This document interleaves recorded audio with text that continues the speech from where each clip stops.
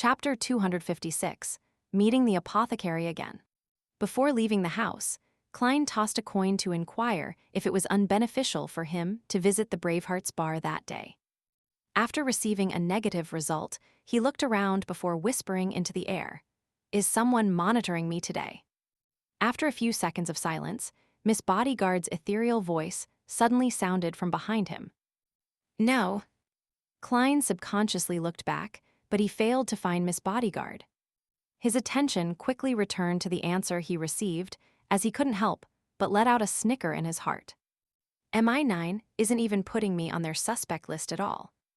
After confirming that Risego hadn't sought me out, they completely put me aside. Should I feel honored or insulted? It's true that a detective that busies himself looking for cats has no way of being associated with the assassination of an ambassador or getting rid of a Sequence 5 expert. Furthermore, MI9 has been monitoring me for quite some time. My panic, my helplessness, and my struggle for self-preservation were laid out for them to see. It's obvious that I can't inflict any substantial harm to the ambassador. With that in mind, Klein put on his half-top hat, carried his black silver-inlaid cane, and walked out of 15 Minsk Street. He spent 2 solely for a rental carriage that brought him to Bravehearts Bar on Iron Gate Street in the Backland Bridge area. He entered like a regular, walked past the cheering drunkards around the boxing ring, and rapped the countertop when he came to the bar counter. "1 glass of Southville beer." The bartender looked up at him and mumbled, "Kaspar's is in card room 3. Klein smiled and pushed 5 one-penny copper coins to the man. Then, carrying the wooden cup and sipping a white, smooth, frothy Southville beer, he walked around 2 of the rowdiest, liveliest stages that stank the most and knocked on the door of card room 3. Kaspar's was playing Texas poker with unlimited stakes. Stacks of cash were piled high in front of him, as well as yellow coins that piled up in a dazzling heap. Noticing Klein's gaze, the black market arms dealer with the huge scar on his face twitched his big red nose and casually said, "I don't like using chips as they don't feel real to me. It's still the texture of cash and the weight of the coins that leaves me intoxicated. It's the same as fucking women." After finishing that sentence, Kaspar's frowned slightly. "What are you doing here again?" Klein didn't answer directly, but he gestured with his mouth to speak outside. "Damn it, I was going to clean them up with this hand. Bullshit, I'm folding." Kaspar's tossed the 2 cards in front of him into the middle of the table, then he limped to the door and said to Klein, "You'd better have a good reason." After leaving the card room and coming to the corner, Klein said in a suppressed voice, "I want to know when the most recent gathering will be, just like the last one." Kaspar's looked at him suspiciously. "Haven't you struck a deal with Merrick?" "It's not about hiring bodyguards. Regarding that, I've become very interested in it." Klein was telling the truth. Kaspar's hesitated and then said, "There will be a gathering tonight. The organizer is the same person as last time, but you'll have to wait for more than half an hour. I'll inform them first. You showed your reputation last time, so I don't think there'll be too much of a problem." "No problem, I'll pay you." Klein touched the bills in his pocket. "You just need to pay £1 this time." Kaspar's acted like he was very generous. "It's worth it," Klein said as the corners of his lips curled up. After paying Kaspar's, he found a seat and sat down, drinking the rich malt-scented Southville beer and enjoying the competition on the ring. "I can beat and take them down at the same time." Klein quickly came to this conclusion. After about 10 minutes, Kaspar's returned to the bar, looked around, and said in a low voice, "They agreed. We'll head there after half an hour. Holy Lord of Storms, I hope you haven't forgotten that mask." Klein gave a positive answer. He slowed down his drinking as he began sipping, and he took half an hour to finish the 500 ml of Southville beer. It was the same path they took as the previous time, and it was the same house without any light. Klein put on the iron mask that only covered half of his face, and he watched as Kaspar's knocked on the door rhythmically. The rhythm is different from last time. The knocking changes all the time. Klein listened carefully for a moment, then saw the small plank of the door open and a pair of eyes peer out. After the indistinguishable process like before, he put on the hooded robe and hid his entire face in the shadows. It was still the same living room, with a candle flickering in the dim light. Klein randomly found a seat and quietly sat down. But unlike before, he no longer felt suppressed or tensed. Instead, he leisurely looked around. The cold wind that blew across the back of his neck made him certain that Miss Bodyguard had followed him in without anyone noticing. As expected, there are no Sequence 5 experts in this gathering. There might not even be a Sequence 6. Klein thought. After listening in on the conversation for a while, he saw the round-faced apothecary change his posture as if he wanted to speak. As expected, the apothecary who had half his chubby face exposed quickly raised his hand and said, "Black Snake has apparently died in the sewers. Those beasts are still rampant." Black Snake died. Klein was surprised to hear the news. Black Snake was the man who had sold him the remains of a listener, allowing him to successfully create the language of foulness. It was suspected that he was from the Aurora Order. His strength wasn't low at all. Yet, he actually died performing the simple mission of clearing the beasts in the sewers. Klein frowned suspiciously. He suddenly thought of something. When he discovered Zeriel's corpse, he had heard thumping sounds deep in the sewers. By the time he led Ian there, parts of Zeriel's body had been eaten by strange beasts.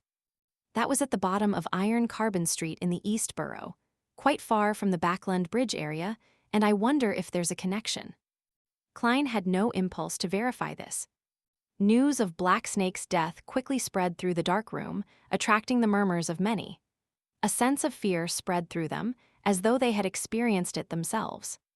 The apothecary clapped his hands and said, "So, what should I do?" The whispers suddenly disappeared, and a frozen silence filled the room. As the apothecary had advised him without being afraid of offending him, Klein thought for a moment and said, "If I were you, I would give up on the rest of the herbs and never go there again." "Why? They'll mature very soon, and those beasts that hide in the depths of the sewers usually won't come out," the apothecary asked hesitantly. Klein deliberately said in a hoarse voice, "Black Snake likely has an organization backing him. His death definitely would have caused an investigation. I believe you don't want to interact with them, right?" Having the remains of a listener didn't imply that Black Snake was an Aurora Order member. By referring to the true creator as a great being, this was confirmed. Moreover, he would rather believe that this was the case rather than hope for a fluke. "Yeah," the apothecary nodded slightly, seemingly having made up his mind. Klein added, "If I were you, I would even anonymously report this matter to the police." "What?" many gathering members exclaimed. Klein explained without a change in tone, "Since the beasts in the sewers can kill Black Snake, it means that they're very dangerous.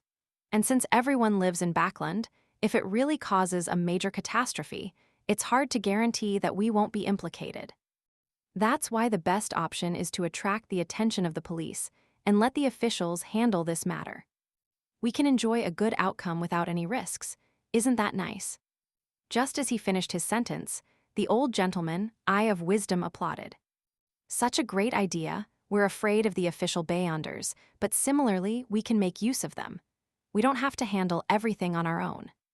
"That's because I was an official Beyonder, so my train of thought would definitely be different from pure savages like you." Klein smiled as he lampooned.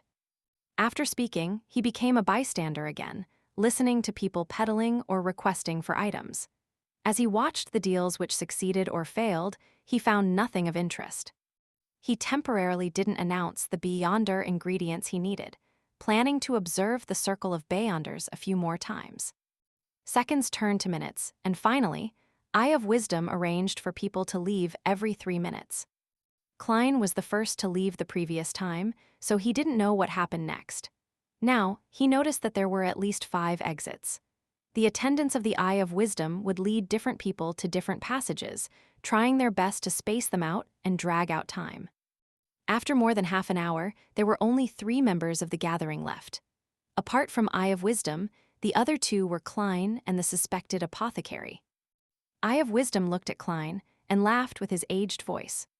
"Looks like you're quite lucky." He recognized me as the man who had bought the ominous item from Black Snake. Klein smiled. "Yes, my bet paid off." Hearing their conversation, The apothecary widened his eyes as he examined Klein. After a long time, he finally said, "Do you have another mystical charm that affects luck? I already regarded you as a dead person." "You're so direct." Klein tactfully answered, "Maybe I'm lucky enough myself." Actually, he did want such an item. Eye of Wisdom sighed and said, "Young lad, don't always bet on your luck, especially on matters such as this. Even if you've won many times in the past, just one loss would doom you for eternity." "I know, that's why I've come to this gathering to see if I can buy any useful items." "Heh, I can be considered the same as all of you now," Klein said, seemingly casual. "Same," the apothecary gave an exaggerated sigh. "I should have listened to my teacher." "Teacher? He seems to be a suspected apothecary." The apothecary pathway is controlled by the Church of Earth Mother and the Life School of Thought. The Life School of Thought passes down their teachings through mentoring. Klein's heart skipped a beat and asked curiously, "Why do you say that?" The apothecary sighed and said, "My teacher told me to choose a path that would make one sufficiently lucky, but in the end, I still became a medicine concoctor. As a result, I haven't been able to find the next batch of potion ingredients for this sequence for a whole 2 years. I'm envious of your luck." Make one sufficiently lucky. This is very similar to the sequence pathway for Monster. He really is from the Life School of Thought. Klein smiled and said, "What's your reason for choosing it?" The apothecary suddenly straightened his back and said, "This is a man's choice. After knowing that I can concoct medicine to enhance my ability in that field, I chose this path without hesitation."